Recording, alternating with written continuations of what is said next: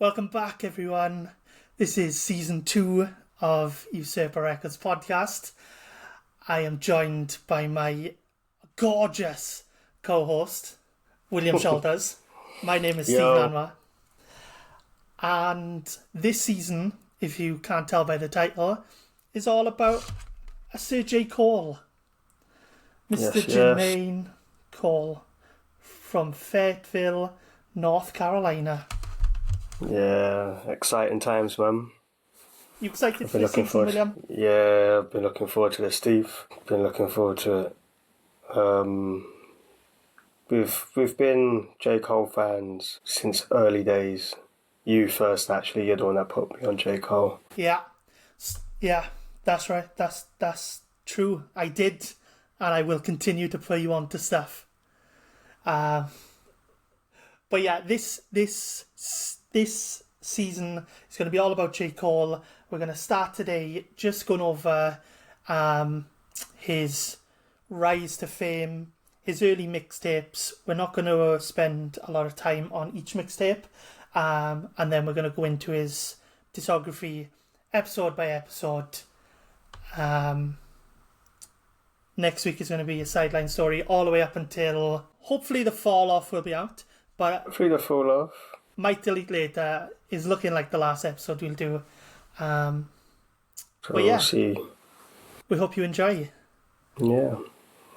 Let's get into it. Any people from season 1 who have followed us and enjoyed the Kid Cudi, thank you for coming back. Any new fans who are just getting on because we're doing J. Cole, we hope you enjoy. And yes, William, tell me how you first got into J. Cole. I know you kind of touched on it already, but... So I got into J. Cole because of Jay-Z's Blueprint 3 album. Mm-hmm. The album dropped. I don't think I had listened to it yet, but you told me that this guy called J. Cole was on the album on a track called A Star Is Born. Is that what it's called? A Star Is Born? Yeah. And you played it for me. You weren't you weren't the biggest Jay-Z fan anyway, but you were like, look, this guy, you got to listen to this guy. And I hadn't heard anything before this because I think he had already brought out 2 mixtapes. But you played that verse for me and I loved it. I loved the energy, loved the sound, loved the vibrancy of him, and I was just like, okay, what more have you got for me? And I think that's when you put me on his 3rd mixtape, which was Friday Night Lights. And then from there, I must say I did fall in love with the guy, man. No homo. Very much homo. Very much homo. So yeah, tell you what. For a little treat, this is early to get into a song, but let's play J. Cole's verse from A Star Is Born for the people.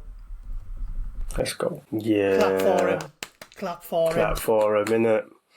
No, like, from the first time I heard that, I was just like, yo, I like this energy. I like this guy. Like, I was intrigued. I loved it. The track bangs anyway, and he made it. He made it. Yeah. So yeah. What are your thoughts on it? Well, similar story to you. Obviously, I listened to the Blueprint 3, and I fell in love with that verse from J. Cole, and I didn't know who he was, and I just thought this kid has killed Jay-Z on one of my favourite songs on the album. And that never happens. The last time I remember it happening was fucking Eminem on Renegade. And I was like, who is this kid? Guy. Who is he? And then I done a bit of research, found out he had just signed with Jay-Z, and that he had the mixtape The Warm Up out and The Come Up. So the Blueprint 3 came out on September 8th, 2009. Oh. And the warm-up came out on the 15th of June 2009. So the warm-up actually came out like 4-5 months before. Yeah. That sounds about right. Before that. Yeah, and then obviously 2007 was way before the Come Up came out. Yeah, I'll never forget it. I'll never forget it. I think you played it for me in the car, and I was just like, rah, man, I like this guy's energy. And I think it was about the same time. I think we were listening to J. Cole before we started listening to Kendrick. I think so. I think Yeah. hold on, let me do a bit of research. Kendrick, hold on. The Game, Thank you. the Red Album. Yeah, The City. Yeah, that song is very similar story. I heard Kendrick's verse on The City and I fell in love with him. But that came out after Section 80, I believe. So it came out the 23rd of August 2010. So yeah, we were on J. Cole a full year before we were on Kendrick. Yeah, that sounds about right. That sounds about right. Yeah, man. And I think about that time we were listening to Drake. Well, I was anyway. I was listening to Drake. So I think it was Drake first that I was listening to. I was just like feeling him and his come up. And then J. Cole came through. And then, yeah, man. Go on. No, I was just going to say, once I heard that verse, I went and listened to the warm-up, and spoiler alert, I loved the warm-up. And I just remember playing online poker back in the day, listening to that on rotation constantly. Okay. And it just brings back memories, you know? Yeah, I do remember listening to it. But I enjoyed it, but I wasn't in love with J. Cole just yet. Listening to that, I just think like he's nice. I just remember thinking like, nah, this guy's nice, man. Yeah. I was in love with it. I can't tell a lie. But yeah, and I listened to the Come Up after the Friday Night Lights came out, but I never really loved it. Which mixtape did you listen to first then? The Warm Up, which is his second mixtape. Yeah. I didn't listen to the Come Up until later. Okay. Because I never listened to the Come Up. Yeah, I only started from the Warm Up. Sorry. I don't know whether I didn't have access to it, but I have it here somewhere. Hold on. Should have got it ready. But yeah, the Come Up. Yeah, I don't know whether I never had access to it, but I never listened to it. I never bothered. I think it was an access thing. Maybe. I think it was an access thing. But yeah, it was all about... I do remember the warm-up. I do remember the warm-up very well. The warm-up was incredible. But yeah, that's how I got into him. There's so many details that I want to talk about. I don't know. I just... I don't want to rush too much ahead of it. Fair enough. But what? Yeah, go on. Go on. No, go on. What? At what point? What makes you a J. Cole fan? Like, what makes you appreciate him? What made you fall in love with J. Cole? I think J. Cole's ability to touch my soul with lyrics. I think it's all about J. Cole's lyrics for me. Okay. I don't think he's as talented artistically as your Kanye's or your Kendricks, who can make an amazing body of work with just sounds. But I think he can rap as good as the best of them, and I love it when he's got something to say, you know? I concur. Yeah, I think what really pulls me to him is the fact that he's genuine as well and real. Yeah. I like that. I hear that a lot. I can hear it in him, and like I like the fact that you mentioned Kanye, because he was really, really inspired by Kanye. I like his style, and as you said, like when he's spitting bars, you can hear the passion and the emotion behind it as well. And there's a certain point where in his first album, it's very prevalent. And I think that's when I literally thought, nah, this guy he's one of the top for me. It's J. Cole. You know what I mean? Yeah. But no, like Friday Night Lights is when it was starting for that, but then it was solidified in his debut album, which is Sideline Stories. But we'll get to that when the time comes. Yeah, I think I fell in love with him with the warm up. To be fair, I think Fair enough. I really enjoyed that, and then I think it was solidified for me when he dropped Friday Night Lights. And spoiler alert, I prefer the warm up and Friday Night Lights to his debut album. A lot of people say that. His debut album was great to me, but it wasn't Illmatic, you know, which we'll get to. We will get to that in the next episode. Yeah, I think that's the common consensus. But yeah. He was man, like J. Cole on the mixtapes. Like he was hungry. You can tell that he was hungry to get signed. Especially with some of the songs that he was dropping, like Simba, etc. Yeah. You can hear the hunger. You can hear what the goals are. Hungry. Yeah. Hungry. But yeah. Hunger. He was very hungry. But no. Like you can hear it, and you know. I think. Do you know what's funny? Because obviously we went through a phase about the time that we were listening to J. Cole, and he was on the scene. We were doing our own thing, you know, and we like that same hunger that he had, we had it as well. Yeah, true. You know what I mean? And so a lot of stuff J. Cole was doing, we were trying to replicate or do a similar thing, you know? Yeah, exactly.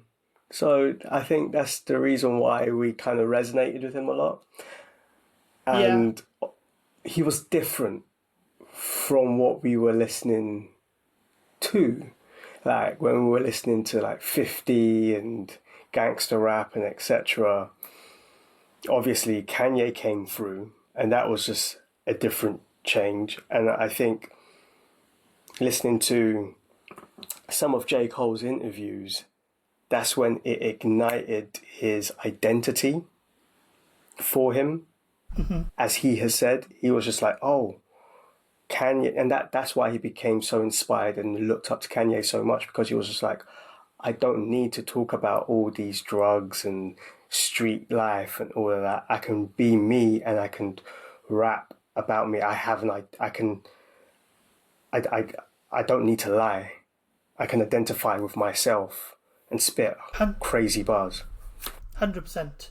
No, I agree. And it's so mad that J. Cole would drop the warm-up just 2 years after 50 dropped Curtis.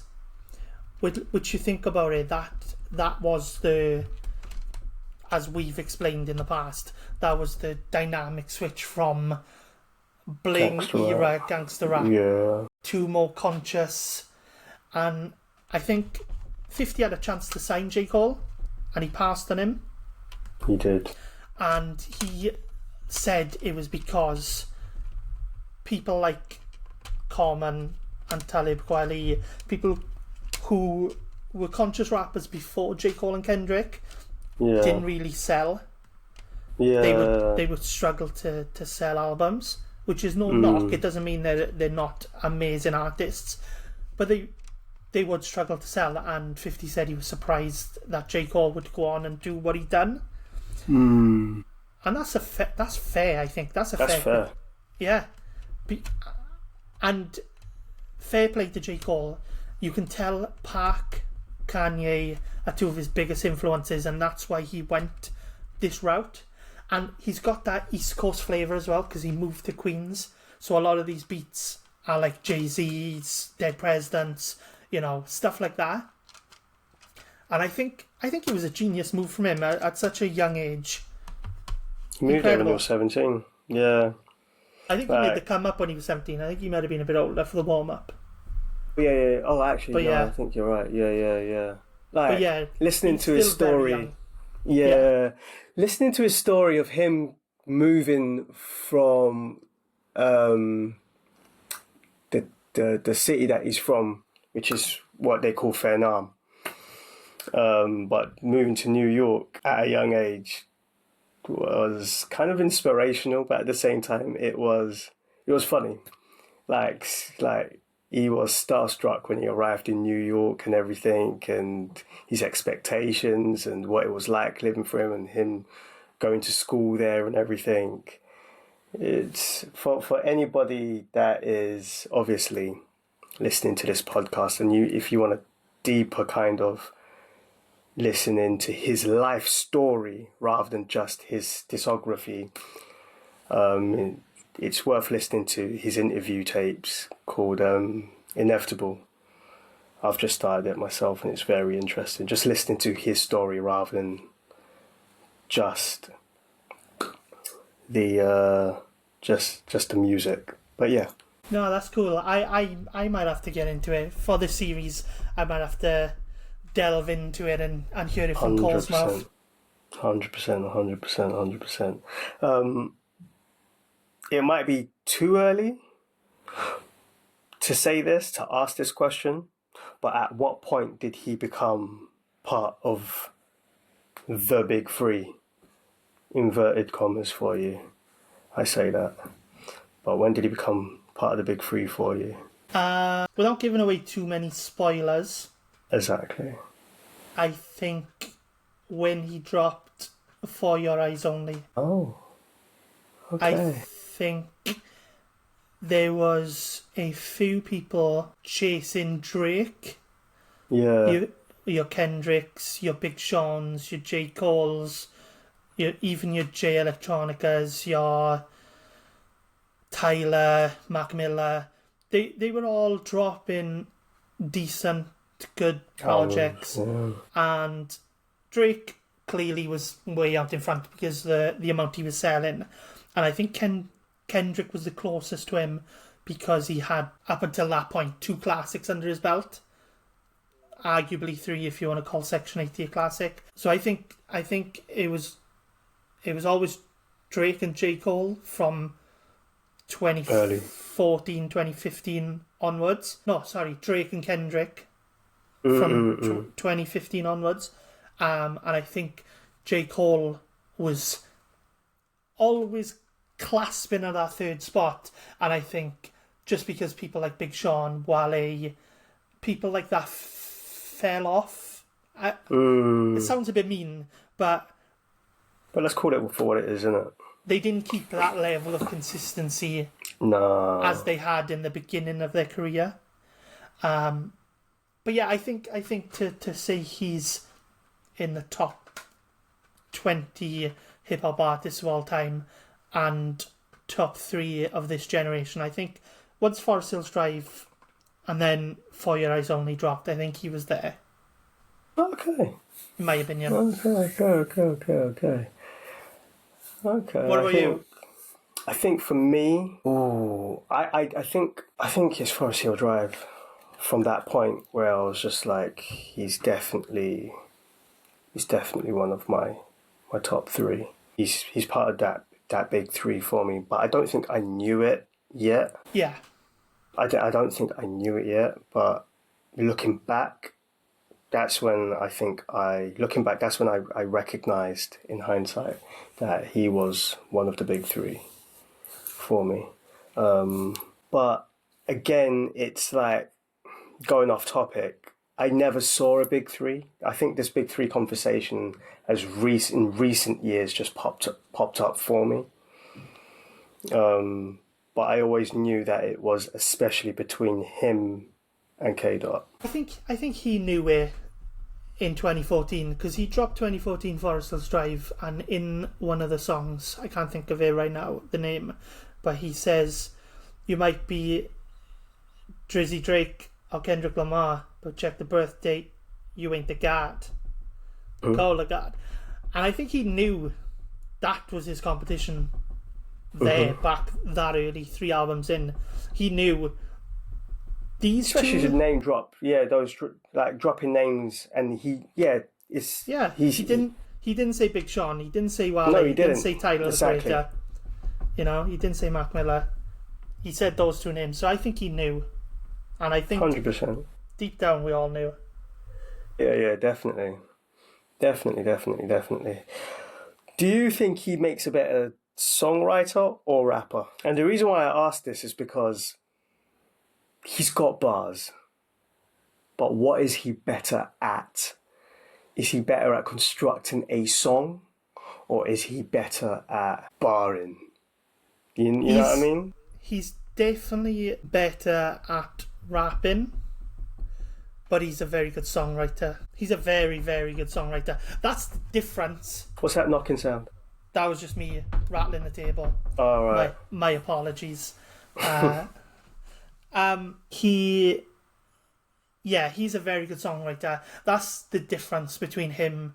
That's the difference with him, Drake, and Kendrick compared to the other people I just mentioned, and anyone going for that top 3 spot.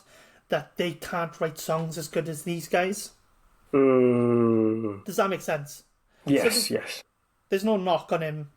He's definitely a better rapper than he is songwriter, but he's a very good songwriter. He has moments. I think for me, he has moments where he's such an excellent songwriter, where I'm like, whoa, like you can construct an amazing song.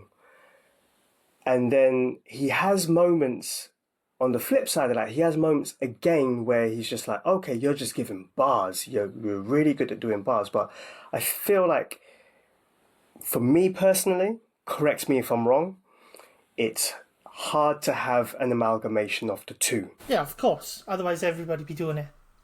But it's hard for him to have an amalgamation of the two where he's, I don't know. And I'm not even talking about story, like telling, because I think he's a good storyteller as well. When he puts when that is his intentions, like he's done it several amounts of times. But when it comes to constructing a song and just dropping bars, it's just like, okay, can you mesh all of it together? Which is very hard to do anyway. And we know who we're talking about when, certain kind of people can do that. But I think to have that consistency to do that in your projects is very hard to do anyway. But anyway, we'll get to that. Yeah, of course. I do think he is less likely to make a good song towards the end of his career. And I think he is leaning more on barring people up. We'll obviously get to that when we get to those albums, but I feel like he is slowly come away from the song making and the storytelling to now he kind of just bars people up.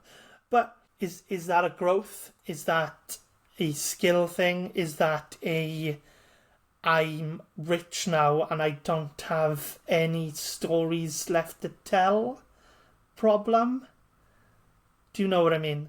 Like early in his career, he would tell stories from a place of living in a poor apartment in New York, whereas now he has a wife and kids and a nice, probably big house somewhere with a pool, and he probably doesn't see as much as he wouldn't now. No, he would have, No, he wouldn't now. Because like some of his touching stories or touching songs come from like seeing his mum suffering with addiction, or talking about his high school days, or talking about the struggle trying to come up and trying to get signed, etc. Of course. And that's very relevant. as the years have gone by, and now how old is he? He's 40 plus now, and I'm sure he's dead on 40. Yeah, He's a family man now. You know what I mean? of course. He's got money, so there's things that you have to talk about. But that's the same for every artist. It's just how do you translate that in a way that is still consumable, if that makes sense. Yeah, it does make sense. Yeah. But also, it's like, for example, like the come up. Obviously, we've chosen 2 songs each. Yeah. We're going to touch on each of his mixtapes that he brought out before his first album. Like, this podcast is mainly to talk about his albums, but we figure his mixtapes deserve a little talk. It's important, yeah. And yeah, go on. They're important. Yeah, they're important to his beginnings. So I think story. we'll be doing. Yeah, we'll be doing him a disservice if we didn't include it. So this episode is more about those 3 mixtapes. You know what I mean? So obviously we can't do each mixtape as their own episode. So we've done 3 mixtapes in one, and we've chosen 2 songs off each mixtape. Does that make sense?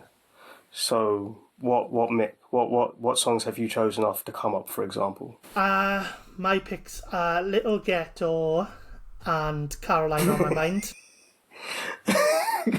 Caroline on My Mind and Little Ghetto Nigga, let's call it. Right. Excuse me? I've got the clean version, but it just says Little Ghetto. I got you, bro. But yeah, Little Ghetto Nigga. And right. What was it? What was the other one? Carolina on My Mind. Carolina on My Mind. Okay, and mine are Simba and Going Off. Fair. Simba and Going Off. Yeah. So, the come up mixtape, we might as well talk about it, is J. Cole's first ever official mixtape. And it dropped on May the 4th, Star Wars Day, 2007. And it's hosted by DJ On Point. And the mixtape was downloaded and streamed over 500,000 times and being viewed over 1.8 million times on the mixtape site DatPiff. We missed DatPiff. We missed DatPiff. Yeah. What a legendary website that was. That was, man. No, that was. And just to let you guys know, for who are listening, I don't know if you know this either, Steve, J. Cole was dead against making mixtapes. He did not want to bring out a mixtape. Was he? And yeah, he was dead set against it because he thought that it was overdone. Mixtapes were just overdone, and he felt that people that have, like, if you're spitting bars and you're giving your best, why are you wasting them on things that are... This is his standpoint now.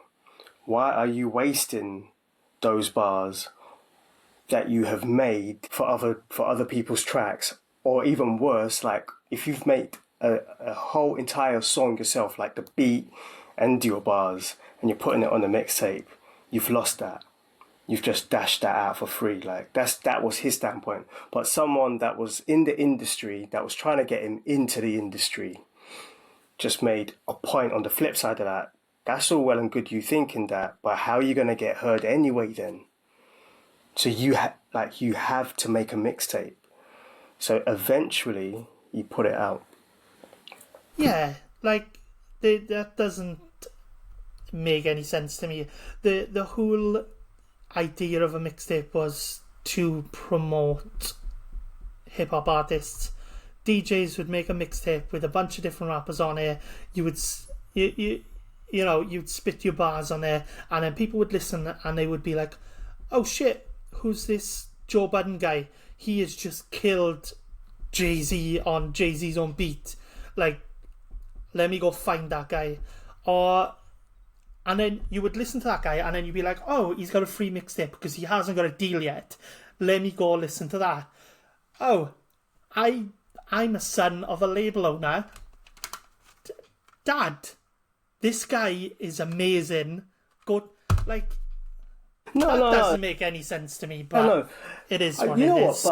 But you know what? Like, I kind of get where he was coming from at the same time. I do understand, yeah. Yeah, exactly. Like what you're saying, and I think that's where he was just like listening to what you just said and what the person was telling him. It makes sense. How am I going to put myself out, or how am I going to get a deal if I don't put myself out? You know what I mean? But at the same, and we've spoken about this before. Like, does it water down what content that you've got to give people? Yeah, like there's. I think there's a fine line, and I think if you have these leftover songs that you will never use, or these leftover songs that you don't like that much anymore, your fans might like them. And does it hurt to put that song that he might have recorded around the warm-up time, does it hurt to put that song on a free mixtape for your fans to enjoy while they're waiting for your next album to come out? You know that album that you just held up, the warm-up? Yeah. Does it have Lights Please on it?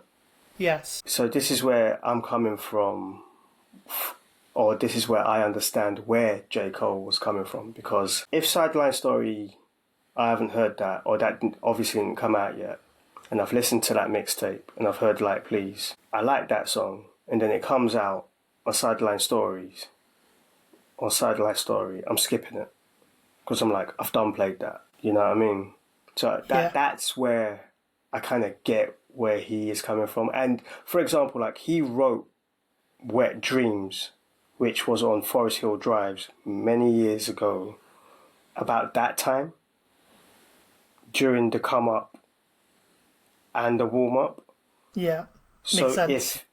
If he released that when he did make it, that would have been wasted, because it fits so nicely, and it's so fresh on Forest Hills Drive. You know what I mean? So I do get it. Don't get me wrong. I understand, but it's like when you say about Lights Please being on the warm up. Yes, that shouldn't have been on Sideline Story because the warm up came out 2 years before it. Yeah. But I think the issue. I think what is a non-issue is like when back in the day a song would get released and it would be released 6 or 7 months before the album comes out to get the buzz going for the song to go number one. You know, like for instance, Candy Shop from 50. That was never going to be left off the Massacre, but because it was out 6 months before the Massacre dropped, it was put on the mixtape before the Massacre. Now, does that hurt? I don't think so. I think, yes, you're going to skip it anyway, but it's not because it was on a mixtape. It's because Done played it.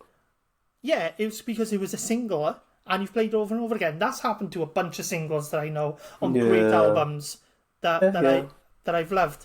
And again, yeah, I don't want to compare, but this is going to happen all season, I feel. You look at Kendrick, and nothing that was on the OD got put on Good Kid, Mad City. Nothing that was on Section 80 got put on Good Kid, Mad City. Even the singles that he brought out way in advance, Women, Weed and Weather, things like that, were put on as bonus tracks. And if you didn't have the deluxe version, you don't listen to it anyway. So, like, I think J. Cole is a bit... give your fans free music, man. Stop. You know?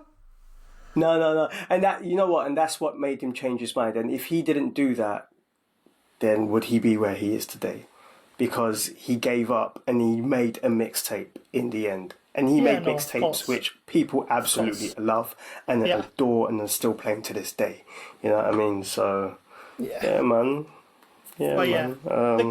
The Come Up was also re-released, so go and listen to it on Spotify or Amazon. It was re-released onto streaming platforms accompanying the first episode of Cole's audio podcast, Inevitable, which you mentioned earlier. I just spoke of, yeah. Yeah. J. Cole self-produced 12 of the 21 tracks on the mixtape, including the single Simba, and Cole shot his first music video. Have you seen the music video? I haven't. It's a fucking terrible music video, brother. They used Humble beginnings, man. They used the same concept for a later video he done. Who that? Bitch, I got that flame. Okay. It's pretty much the same video, but shot way better. But yeah, it's. I gotta look out for that. It's quite funny. Tell you what, while we're talking about it, should we play a bit of Simba? Let's do it. Right. Okay. I hope you niggas woke now. Impermanently send you to hell. You meet the devil. Sign a permanent lease. Word on the streets is I'm the prince. Nigga, check the splendor. I can't wait to be the king. Young Simba. I can't wait to be king. Question. Mm-hmm. You can hear the hunger in those bars. The ferocity. Yeah? He wants it. Who else about that time wanted it? Sorry, bro. I stopped listening to the song as soon as he said, "It's like my only son. Where I go, he comes." Ugh. Stop it. I can't, Cole. I can't. That is fucking gross. Oh, shit. Who do you think was listening to those bars? Hungry. No one. He does sound very hungry. He is rapping very well.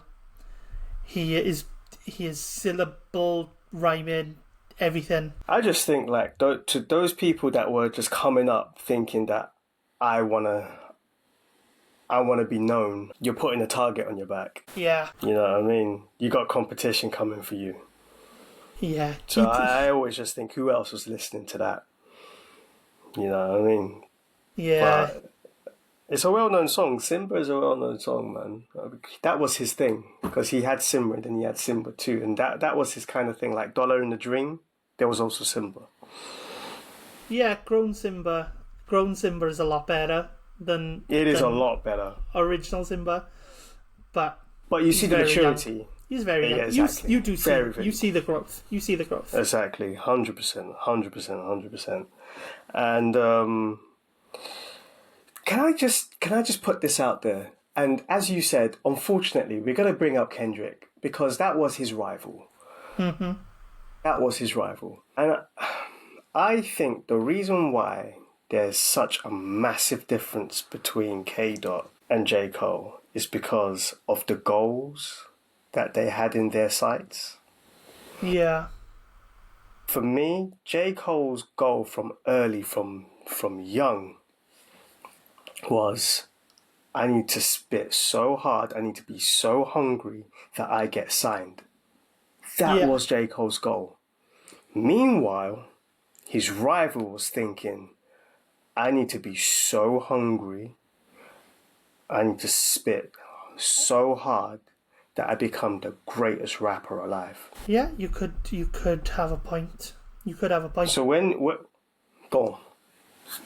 No. I think I will get into this in future episodes, but I think Kendrick had an easier time, I would like to say, than J. Cole.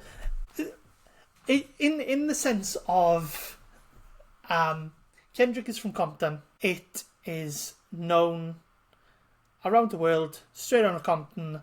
The game, it's like New York. You have a better chance of being a famous rapper if you're from New York or you're from LA. J. Cole is obviously from Fayetteville, North Carolina, and I don't think I've ever heard of that town until no one's ever heard of it. I heard J. Cole. It's exactly the same as it's easier to become a famous rapper from London than it is to become a famous rapper from Liverpool. Not to say it doesn't happen, it's just a lot easier. It's just where you're from, your voice, you know, the sound. everything. Yeah. I also think Kendrick's team, TDE, was a safer place to come up. And I think they were earning money, even though their albums weren't dropping. They weren't on a major label until after J. Cole. I think they were earning money from music before J. Cole was. And I think it was less of a I need to get signed and release an album. I think TDE and Kendrick in particular always knew it's happening. We just need to make quality products. Does that make sense? It's going to happen, and I think they already... No, I 100% got you. Yeah. 100% got you. Like, what you're saying makes sense when you put it like that. Not to take away from K-Dot. No, not at all. Not at all. He's still the GOAT, in my eyes. Yeah, no, I 100% agree. But I think it's a running thing of what I noticed listening to J. Cole is that, especially back in the early days, his goal was, I need to get signed, I need to get signed, I need to get signed. And that's what I heard from J. Cole. But what I always heard from day one from Kendrick is that I'm the greatest rapper alive. Like, rapping in front of that fire exit. Yeah, the Monster remix. Yeah, no, of course. From day, like, you know what I mean? So I think, like, once J. Cole got signed, okay, what is your goal now? Yeah. Yeah. You know what I mean? But that's something that's something that I just wanted to put out there. Something that I wanted to put out there. But yeah, man. Because that Simba energy, you don't hear that often. Especially... No, that's true. Especially now, like in this recent time, what's J. Cole hungry for? Is he even hungry to be the greatest rapper alive? He's not. You can hear it. Well, we'll get there, brother. We'll get there. Tell you what, let's play another song from the come up, is it? Little Ghetto. Yeah, that's what it's called. Get on there, go. What a tune. No, I done good, man. The reason I picked that is it's an early demonstration of his songwriting. That chorus and him singing is incredible. The verses, just the stuff, like, what's he say? He says, young brothers emulate what's coming off the speakers, so everything we learned came from rappers, not teachers. Teachers, yeah, man. I love that line. Yeah, if we can relate, then how are you going to reach us? Surrounded by crooked cops and preachers. Dude, just so poetic. Yeah, like, you know, like, shit like that. It's the shit like that you hear from J. Cole, and I'm like, yeah, brother. Yeah, you're on this. Stuff like that makes him, like, competing for GOAT title, you know. Yeah. I just wish he'd done it more. That's unbelievable writing. Yeah, unbelievable. Man. No, he's good. No. And that goes back to that, what I said of what makes you a fan of J. Cole, like, is that passion and that emotion behind what he's saying. You know what I mean? 100%. Yeah, man, I love. It's a good track, and the chorus, the hook, as you said, like good songwriting capabilities, and he was so young, amazing, so young, man. You know what I mean? So yeah, like not a lot of people can do that. Pull it off. Go on. No, 100%. I was just agreeing with you. Yeah, just the chorus. The chorus is insane to me. For him to be such a young guy doing it, and for him to have the bravery of singing it the way he sings it, incredible. 100% agree, man. What's the next song you picked on the cover, brother? Ooh, what was it? Going Off. Going Off. Let me give that a listen. Bars. That was straight bars. That was fire. That was bars. Fire. That was bars. Really, it's insane. The type of niggas gobble dick, chew swallow. Your girl told me to shoot her in the face. She's suicidal. Brother, Brother. Brother. What's that, man? Oh, that killed me, man. I was just like, okay, Cole, okay, relax. I did like as well. If you're black, they sending you to jail or Iraq. Honor is something you can't sell or buy back. Brothers ain't bragging. They 9/11 fly cats. Hijack a brother. Jack. Get up out your whip. Brother, strip, I want it all. Ice on your wrists and the kicks. It's wild, man. No, it's hard. It goes hard. Like, it's all in... He was going off. He was... That's exactly what I was about to say. He was literally going off. I think that's why I like it so much. Yeah. I think that's why I like it so much. It's a bop. It slaps, to be fair. It just slaps, man. You can hear that hunger. Like, he's just doing it. Like, dropping bars. But yeah, no, that was my... Do you know what? There was quite a few tracks that I wanted to pick from, but obviously Simba, because it's Simba. Simba, of course. And I picked, I picked that one because, don't get me wrong, there's a lot of songs on the track, or on this project, where he's doing a lot of bars, but I think that one was just straight fire, man. Like, from top to bottom, 100%. just fire. So I had to choose that one in there, man. I think there's a few songs in that I would have picked as well. I think Dollar in a Dream and Dead Presidents deserve a shout out. Dead Presidents, yeah, definitely, yeah. But yeah. Split You Up and College Boy was good. Mm-hmm. You know, his storytelling in College Boy and Split You Up is really 100%. Good as well. Like, the Split You Up, I really like that, because it's just like, I'm not trying to split you up with your boyfriend. I just want a little, I just want you to be my side chick kind of thing. But the way how he puts it, it's really J. Cole, man. It's really good. Yeah, it is. Really good. And College Boy just shows the way how he was, like, a boy in college. Of course. Who rapped about that? Nobody. Nobody. Except, nobody. Was that a white rapper? Asheroth.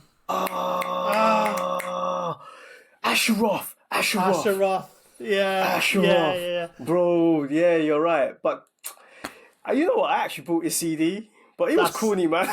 That's hilarious. He was actually corny. You bought his CD. I bought his CD, bruv.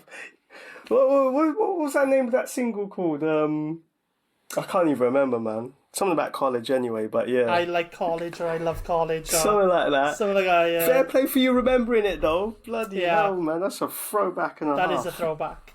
But yeah, shout Asheroth.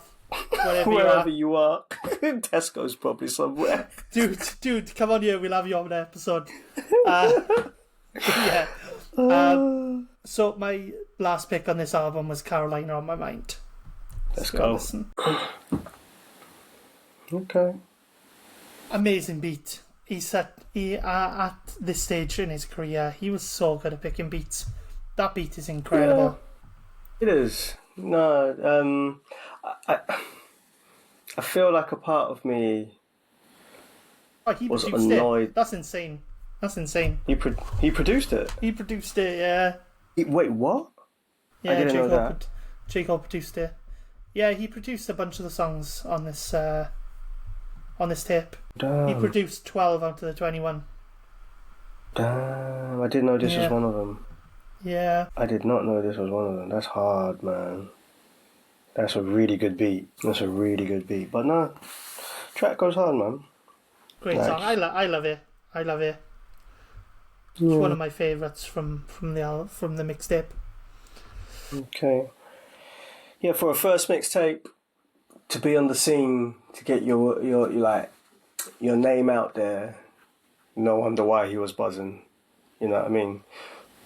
What would you give it out of 5? Why you put me on the spot like that, bro? What would you give it out of 5? I'd give it a 3. Tell you what, we've got to adjust our scores anyway, because if we ever put all of our scores in an order, I want there to be some above others. Does that make sense? I got you. So instead of just saying a 3, I'm going to give it a 3.1.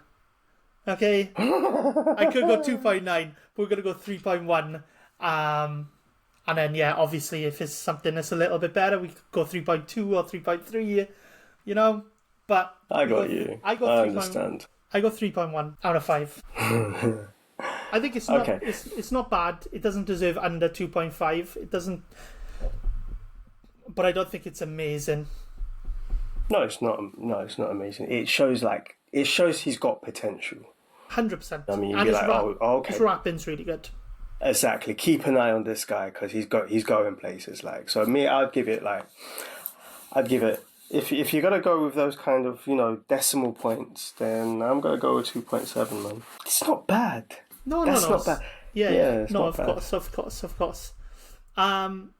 Yeah, that was J. It's better than Insano. Everything's better than Insano. And then we've got his next mixtape that he dropped. Was dropped on June the 15th, 2009, and it is called The Warm Up. First one I listened to, man.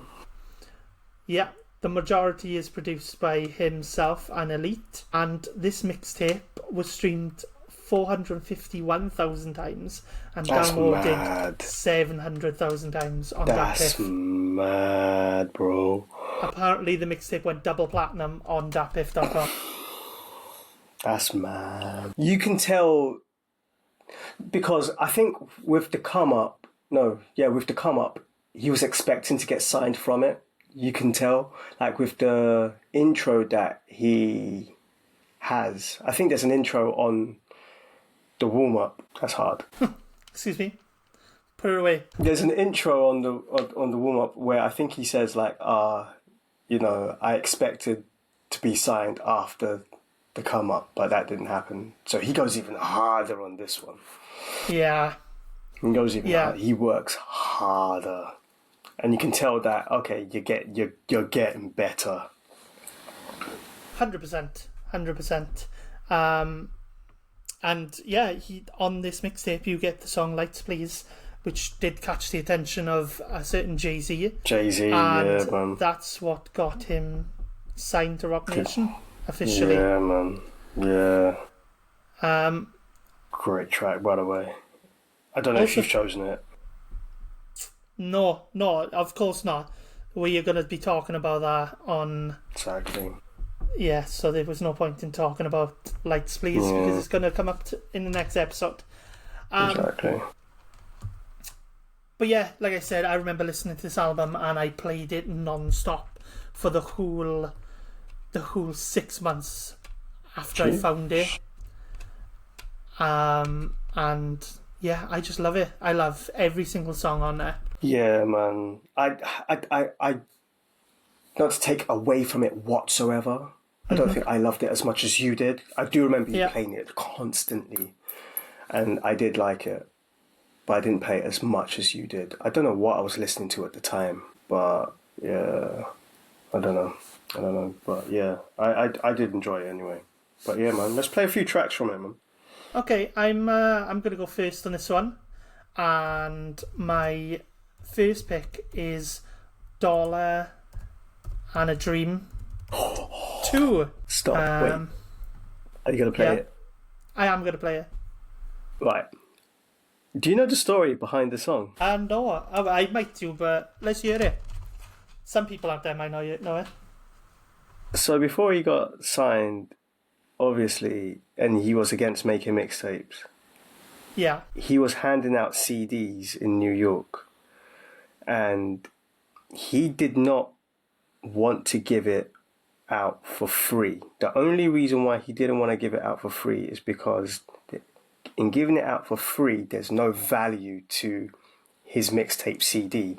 Because if he was to give it to someone, he knows that somebody will just take it, walk around the corner and chuck it in the bin, like a leaflet from people that you get from the streets. So he said, look, take this. If I sell it to you for just $1, because I don't need the money for it. Can you hear me? Oh, okay. Sorry, I muted myself, pouring myself a drink. If I just give you $1 and I give value to it for money that I just don't need, because you have paid $1 for it, you're not going to drop $1 on the floor. True. So you're not going to chuck $1 in the bin. So you would at least listen to 3 tracks on it. So that was his whole mindset, and that's why he called it a dollar and a dream. And I really like that story. Obviously, I didn't say it as well as he did. No, of course. In the story. So for anyone that goes back to listen to that Inevitable like series, like he does talk on it on the first episode. It's really cool. Like, but yeah. Dollar and a dream. Well, let's take a listen. Got a dollar and a dream. I love that, man. I love it too. Do you know what? Do you know the voice reminds me of? Do you know in the Games documentary? Yeah. Oh, what song is it? And he's like, I give you $20 motherfucking dollars. I want my change. Dude. I want my change. I'll give you motherfucking change. Yeah, I hear you, man. But it's a documentary. The track's called The Documentary. Yeah. But yeah, that's what that reminds me of. But I love it. Good track. I love the fact that he says he's got a dollar and a dream, because let's be fair, most of us who enjoy J. Cole, we're poor. We didn't have any money. We didn't have 250 pences to rub together, you know. And yeah, I think it's inspiring. I think the beat is incredible. He produced this one as well. I love the fact that he produced it. Yeah, it's just brilliant. It's just brilliant. Raw talent. No, it's good. It's real good, man. You can understand the reason why he blew up and the reason why he got to where he is today, because and like going back in time, listening to these mixtapes, you're like, yo, you have to watch this guy. Without a shadow of a doubt, this guy is going places, man. Because to make a track like that, produce it, the chorus is so sick, and it's just got a nice flow. Like, you can't help but love the charisma on it. Like, you know what I mean? No, I agree. It's incredible. Obviously, we haven't got to Grown Simba. I tell you what, let's go forward. Is Grown Simba one of your tracks you picked? Yeah. Grown Simba is on this album, yeah? Yeah. Yeah. Tell you what, let's give Grown Simba a listen, because I have a question about Dollar and a Dream and the Simba series. So let's take a listen to Grown Simba, yeah? Go. That first line, but yeah, go on. What can I say? That song is incredible. The beat, again, insane. J. Cole produced it again. And yeah, what was the first line? Now I was dreaming about a deal since the age of 13. I was feeling for the meal sign, talking about Burger King. Mm-hmm. No, it's a good bar, but it's going back to what I said about what was his goal. Yeah, of course. Yeah. Of course, I think that's what everybody wants at a young age, innit? You know. Yeah. I think if Kendrick wasn't in such a comfortable place with TDE, I think he would have been gunning for a record label as well. Fair. You know. But yeah, I just love this song. I love this song. It's a good song. It's a really good song. Like, and the reason why I chose it is because, again, it's the hunger. I love the continuation of it. It's almost on conceptual lines, if you get me. Like, it's a concept, and he's having some kind of continuity to himself, which I really appreciate. I love good continuity with anything, whether it's a story, whether it's a film, whether it's music. Kendrick does it. Like, artists do it. I love continuity. So for him to, like, on his previous album, say Simba, this one Grown Simba, next one Return of the King, whatever, I like that shit. You get me? And it's a good track. Yeah, it's an amazing track. So my question for you was going to be, what is better, the Dollar and a Dream series or the Simba series? Dollar and a Dream. It's got to be Dollar and a Dream, innit? 100%. I feel like it's closer than people think, but I do think the Dollar and a Dollar Dream, and the Dream. On the next album is insane. Yeah, definitely. Yeah, I do like the Dollar and the Dream, even though like the Grown Simba thing, I do like it. But yeah, Dollar and the Dream is just Dollar and the Dream, isn't it? Let's not get twisted. True. Okay, so my next song I picked was "Hold It Down." Ooh, again, it's like so much potential, bruv. It's so good. And again, J. Cole with the production, insane. Like, even at this young age, his beats are incredible. Like, they've very much old school East Coast vibes, but still feel fresh in a strange way. Do you know what it reminds me of? I ain't mad at you. Yeah, 100%. 100%. Yeah. I ain't mad at you. But yeah, I don't know, I just got those vibes, man. It is given. But yeah, that's Hold It Down. Again, I could have chose every single song on this album because I just love everything. There was more I could have chose, yeah. 100%. But what was the next song you chose? I Get Up. Dude, I love this track. I Get Up. The wind blow, Mama Tongue gon' find his way. Window rise, I'm on my way. Oh, please play the second verse. I'm sorry. No, play the second verse, bro. I get up, window, on my way. Checking to the rise, I'm on my sky, I'm on my way. Yo. Do you know what? You know when you were listening to this mixtape over and over again? Mm-hmm. Yeah? And I said, I played it here and there. This is the song I just played on repeat consistently. This was my J. Cole track. Yeah. This was my J. Cole track. This is the track I heard where I was just like, okay, this guy, I'm watching him. Dynamite. I have such fond memories of that song. Such fond memories. Dynamite, yeah, a lot of memories, man. It's incredible. A lot of memories. Like, that second verse where, especially like the second part of the second verse, that is where I was like, this guy has got power in his passion and his emotion and when he's spitting bars, because there's a few tracks like that.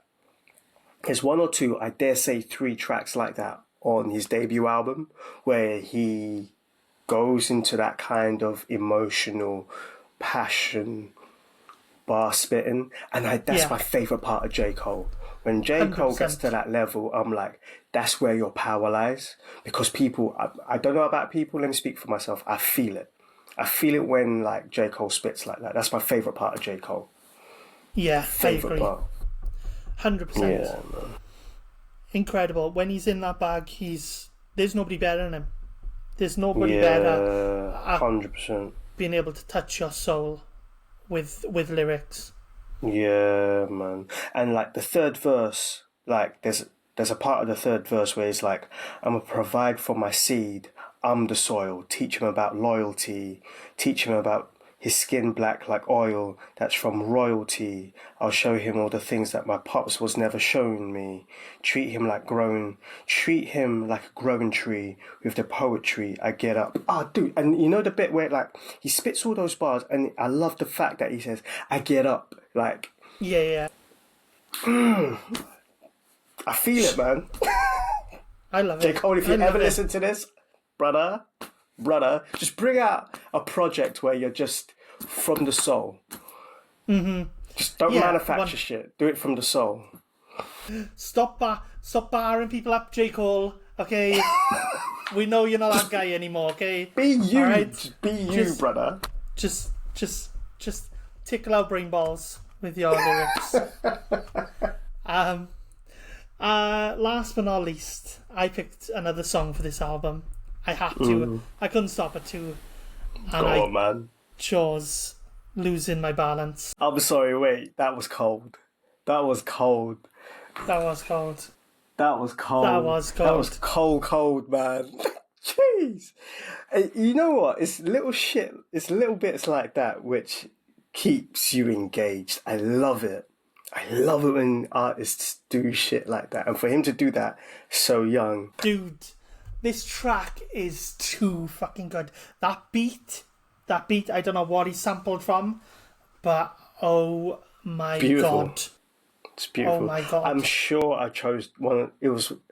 I chose this track and I had to choose between this and the others.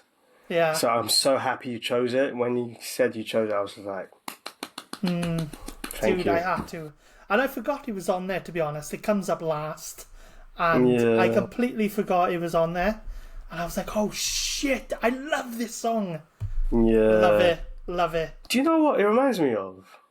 No, okay, look, I gotta stop doing this. I gotta stop doing it. Go on. But, sorry, I have to say it.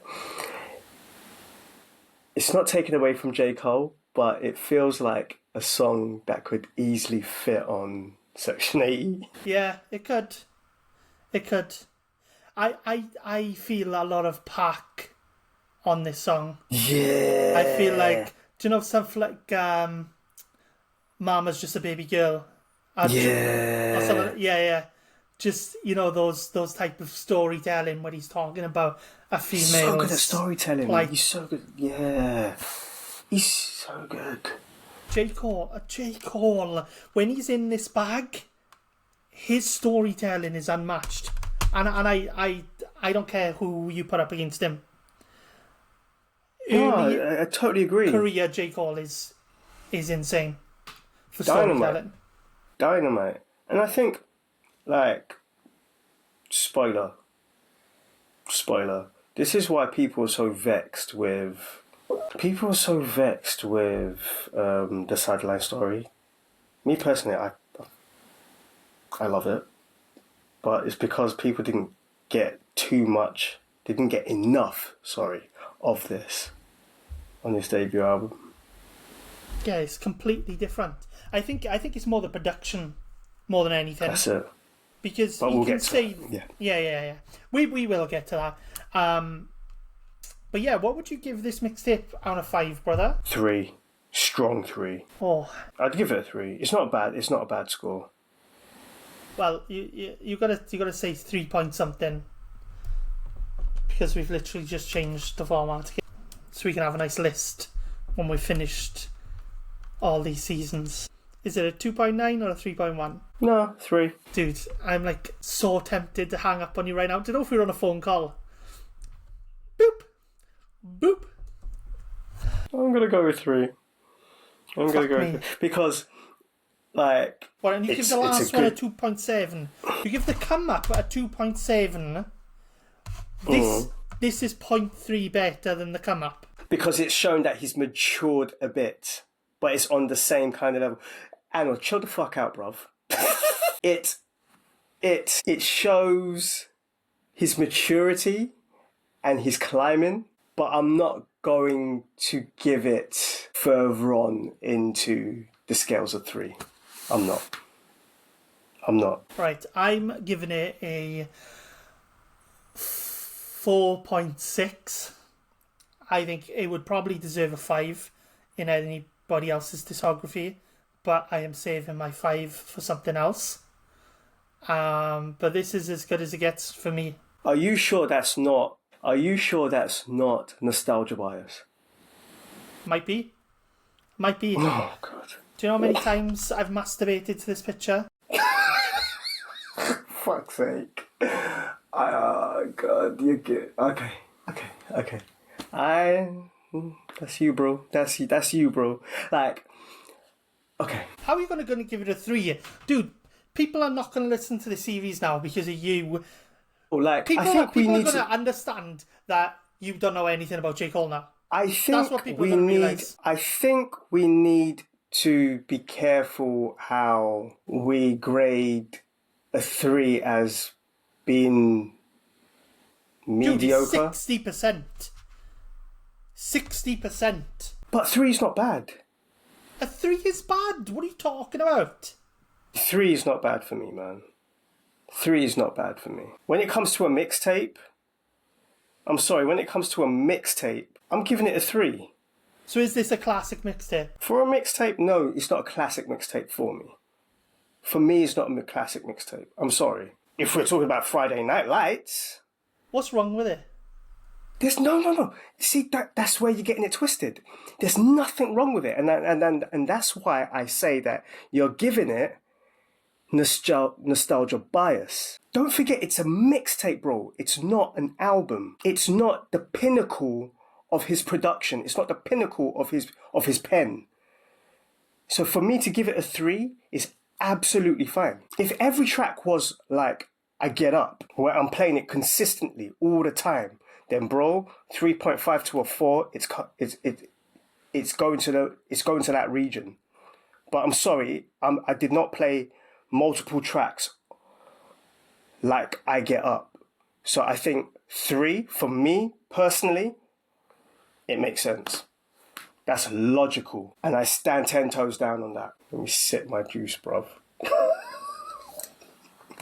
I apologise, listeners. Will normally knows music, and he normally has a good opinion. And he can tell a good album from a bad album. Oh my god, bruh. Leave it out, man. Leave it out, bro. This mixtape is top 10, possibly top 5 mixtapes of all time. And this guy's just given it a 3 on a 5. I'm sure I gave... last season, I gave Kid Cudi's mixtape, which... I'm sure I gave it a 4. 4 4 is 80%, brother. That is good. I'm sure I gave it a 4. But I played that numerous amounts of times, consistently, multiple tracks, and I gave that a 4.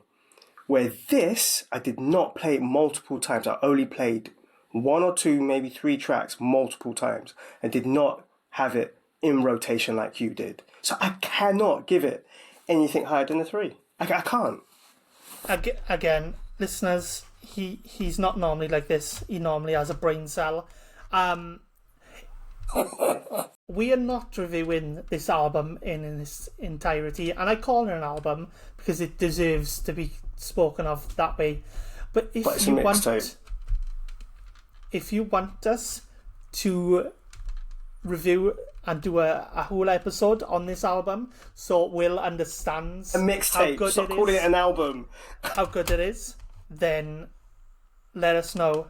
Please let Will know on our socials that he's a fucking idiot for calling it a mixtape, you moron. It's a mixtape. Stop calling it an album. You're treating it like an album. It's not an album. It's a mixtape. Treat it like a damn mixtape, brother.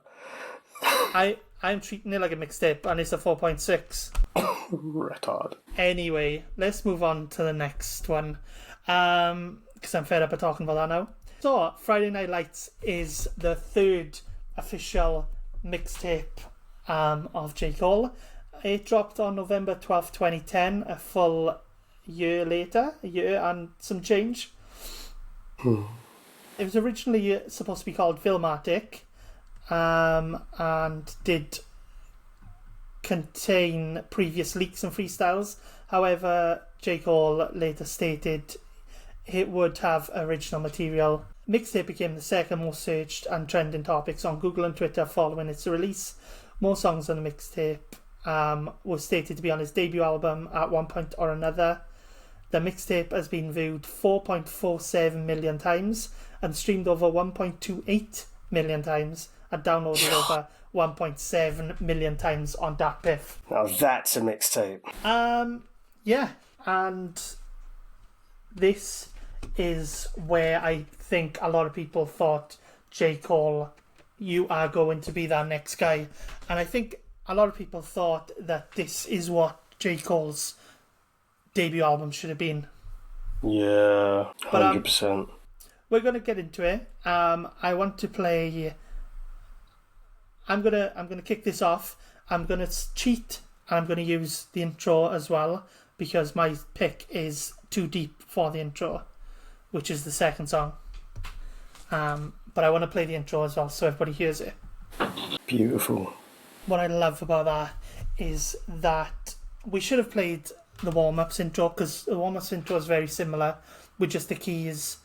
But in the warm-up, he has just got signed and he is very much enthusiastic about he is about to be in the game.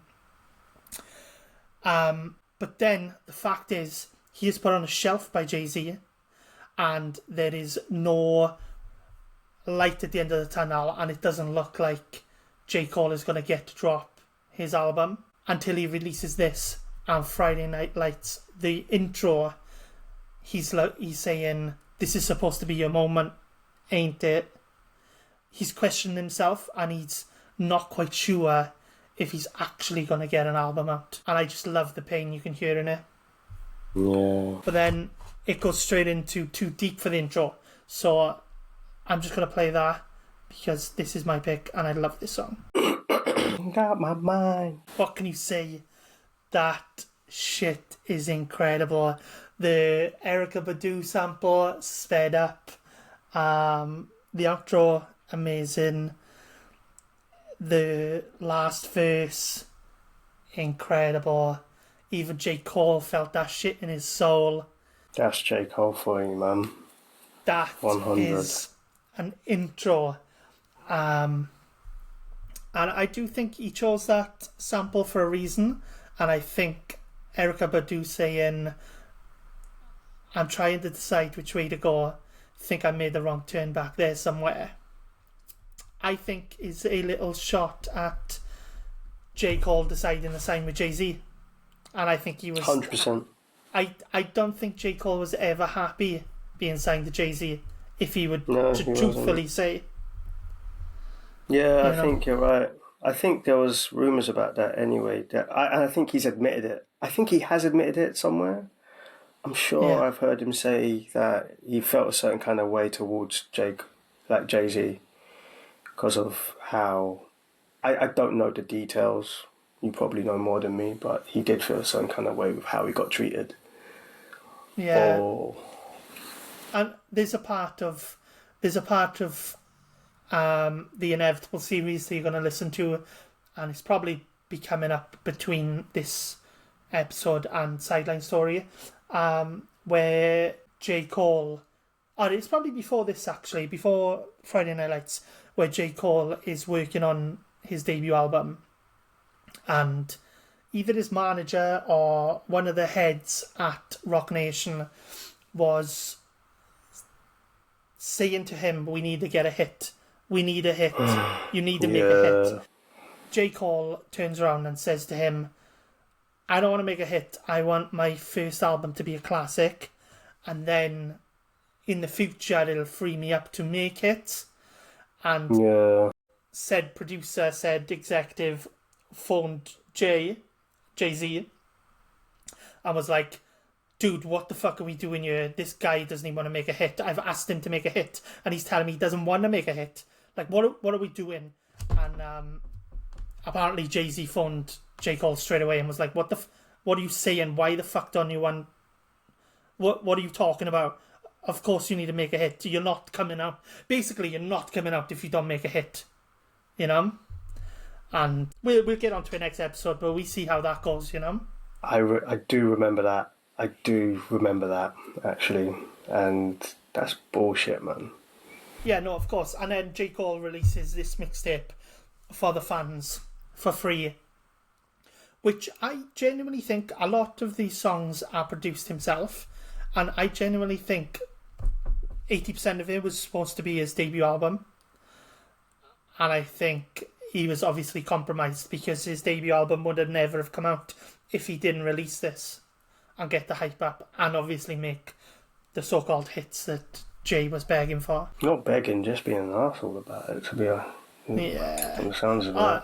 And there was another one, there was another situation where J. Cole, Drake, and a bunch of other people were in like a party or something, you know, like a Diddy party, and they were standing around and they were talking maybe Wale was there, maybe a few other people were there, but Drake and J. Cole were definitely there. There was a bunch of people, and Jay-Z walks in, and Jay-Z sees them chatting to each other, and he walks up and he says to Drake, "Give him one for me, please." As in, like, a hit. Oh, shit. "Give him a hit, please." And walked off. And J. Cole was like, "What the fuck?" Like, that was disrespectful. Like, I don't fucking need Drake. And he followed Jay, and he went up to him, and he was like, "Dude, what you just do after me? What did you do after? You just mugged me off, like, in front of them." And Jay-Z was like, "Oh, well, I was just asking him. He's banging out hits. I'm just asking him to give you one." And J. Cole was like, "What would you have done if somebody turned around and said, 'Puffy, give him a hit,' or some other guy, I can't remember who he said, but give him a hit because he can't make one. How would you have taken that before your debut album came out?" And he was like, "Oh yeah, I would have been pissed off." He was like, "There you go." And he was like, "Oh, okay, my bad." But yeah, they had a few falling outs over this hit making thing. But yeah, I don't know, man. I don't know. It's hard being in the industry, and I think it goes back to what you were saying about maybe J. Cole had a hard time, and you got to respect the hustle compared to you know who, cause the boogeyman.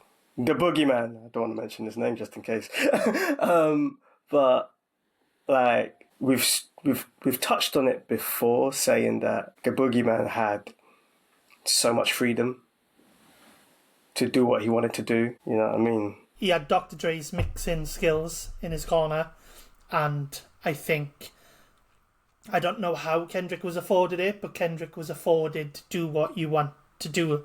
Do what you want. And maybe Dr. Dre was a massive fan of Good Kid, Mad City, and that's why he allowed him to go out there with no hits. No, you know, he didn't have an In the Club or This Is How We Do it, or, you know, he didn't have something like that. And I think Dr. Dre having his arm around Kendrick was a lot Protected better. him. Was a lot better than J. Cole having Jay-Z's arm around him. From the sounds of it. Because it actually just makes my blood boil, man. And just like... No, I know. But I think hearing about it back then, I didn't really get it. Yeah. But I think the older that you get and you hear about it, you're like, oh, actually, yeah, that... No, of course. That's shit. Like, you know what I mean? Of course. But, yeah. What was your, what's one of your tracks you picked for this album, brother? Mixtape. Mixtape. Thank you. The first one, Before I'm Gone. Before I'm Gone. Yeah. One time for the city. City. That's for you. One time for the city. Times for you. City. I love that, man. I love whatever instrument that is. No, that song go hard, man. Dude, it's a great song. Again, J. Cole with the instrumental. The production on this is incredible. Insane. Some of the bars I like. They out here bussing, leaving brothers stuck and bleeding on the floor. Bullets wet you like semen on a hoe. I noted that, yeah. Of course you'd like that one.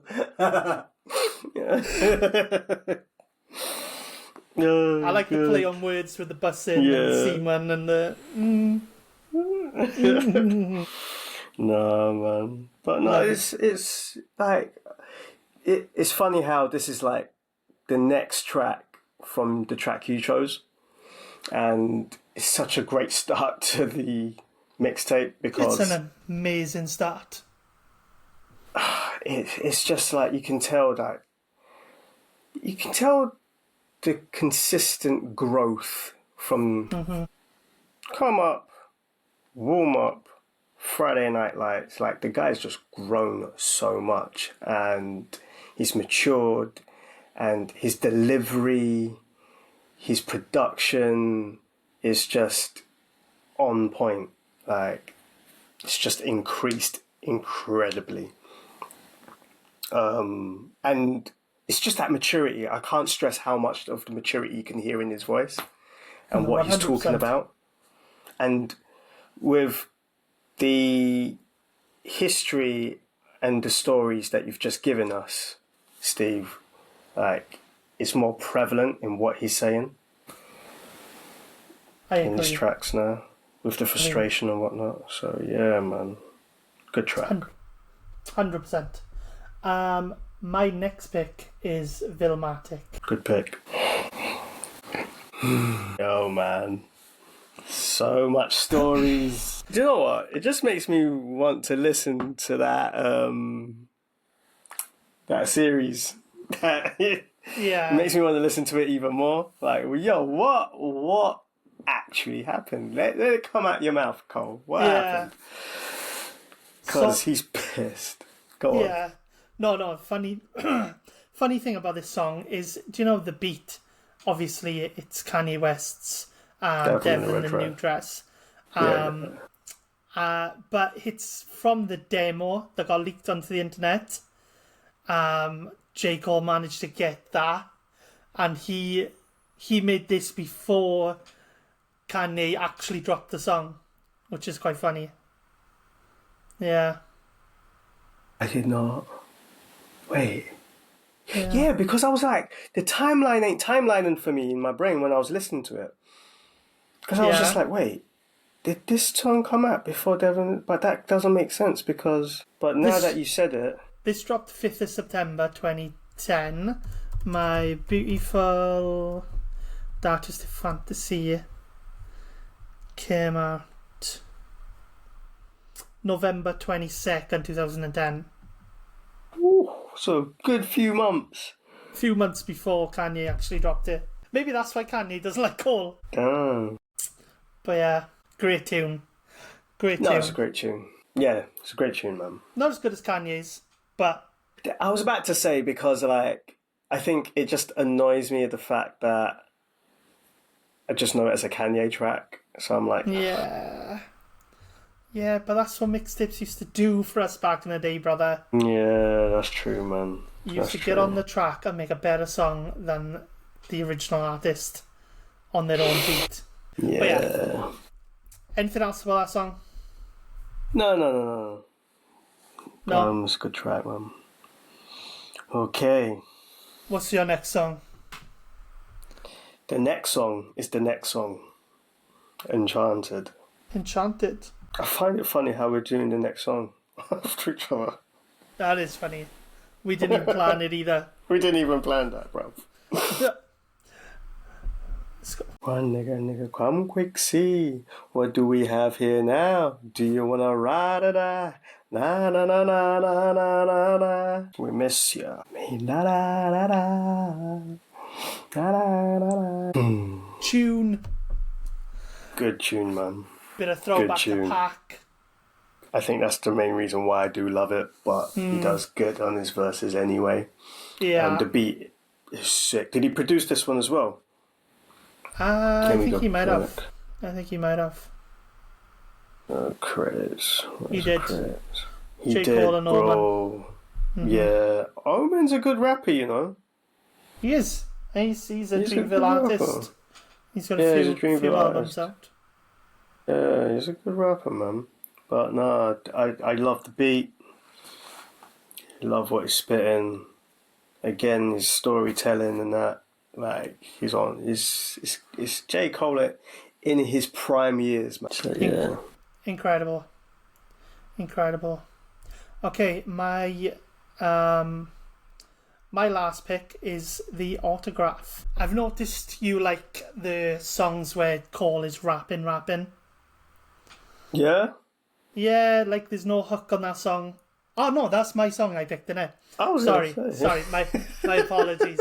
I just realised that like a bunch of the songs you picked were without choruses, and then I realised that didn't have a chorus, but then I forgot. Okay. I picked it. My apologies. Getting tired. But yeah, it's a good track though, man. That beat again, just the horns and just I'm in love with it. Did he make it? Did he make this beat? He might have. Because, He did. like... He produced this as well. Bro, it's no wonder why, like, he made a lot of tracks. Like, produced a lot of tracks for people. Like, he produced a lot of tracks for K-Dot, didn't he? Yeah. Well, 2. Okay, 2. But yeah, no, he's... The guy goes hard. Yeah, especially back then. His beats are incredible. They remind me so much of a young Kanye. I was literally about to say that, yeah. Yeah, incredible, and you can see where his influence stemmed from. 100, yeah, definitely. It's such a good beat, man. And it's a good track anyway. Again, with the whole the storytelling, painting the picture, etc. I love it. It's unfortunate, like, do you want to play the second verse as well by any chance? Yeah, sure, we'll play it. I like that. I really like that verse. It's a great verse. I really like that verse. It's a great verse. Even the last verse is amazing. But yeah, that verse is really good. Like, the whole track is sick, but I really did want to listen to that verse. He's just spitting facts, isn't he? Mm-hmm. Yeah, I love it. There's a few bars in there that I could go over, but let me just keep it at the first few bars. Man, I rap so vicious, but I talk so politely. Never met a baby mama who don't like me. Met a couple of baby fathers, though, that want to fight me. I don't know, it just makes me chuckle, like... Yeah, 100%. It just makes me chuckle. Like... Send it back to you when she no longer excites me. Ooh! Cold. World. Oh, no God. blanket. Oh. But yeah, I chose a third track on this mixtape because I just could not let it go. Yeah, another and shout out to Park. SeaWorld. Yeah, SeaWorld. I feel like this whole mixtape is very Kanye Park influenced. SeaWorld. Here we go. No matter how I hate flash and rewind, escape the pain that I trapped my brain. SeaWorld. Oh.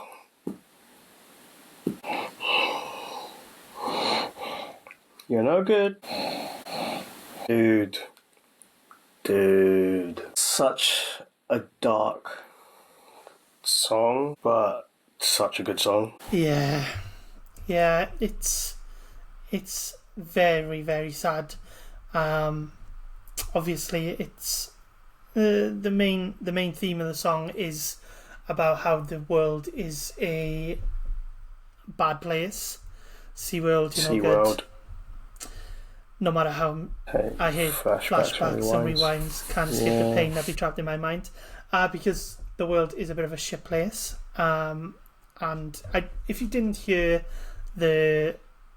or if you haven't heard the news people speaking, they talk about a little girl called Shania Davis, and her mother was arrested for prostituting her 5-year-old daughter, and she got murdered and dumped at the side of a road. Dark, sad, amazing at the same time. The way J. Cole puts that in a song, it's incredible. Yeah, man, it's like the beat goes with... Wait, so is the beat sampled? The beat is sampled, right? Yeah. Is it sampled from a film? I think it's sampled off... I'm not sure. I think it's sampled off Juice or something like that. I might be wrong. It might be. I might be wrong, but I do like that beat. Oh no, it's sampled off Tupac's Pain, a song called Pain. I thought it was off a film. One. Yeah, but it's a non-album track. That's why it's not, that prevalent in my mind. But no, the beat is very fitting to obviously the concept. But I don't know, like when J. Cole again gets into that kind of mindset of storytelling and just spitting bars from a place of passion and emotion. Like, he does it so well. World class, man. World class. Incredible. Yeah. I miss that J. Cole. We'll get there, brother. What would you give this mixtape out of 5? I'll give it a strong 4, man. It's a classic mixtape for me. So what's a strong 4? Is it a 4.4? Is it a 4.1? What's a strong 4? I'll give it a 4.2. No. I'll give it a 4. I'll give it a 4.1. 4.1. I'm giving it a 5 out of 5. There is 2 mixtapes that can actually compete with this one. One is Frank Ocean's Nostalgia Ultra. The other is Kid Cudi's A Kid Named Cudi. Apart from that, I can't think of anything better than this. And it gets a 5 out of 5 for me.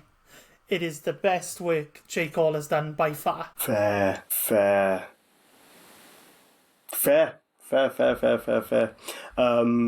me, as a mixtape, and when it comes to the way that I used to play it and how much I remember how much I loved it playing it recently and how much each track is just incredible, and watching the growth from where he started to that point is just insanely amazing to see.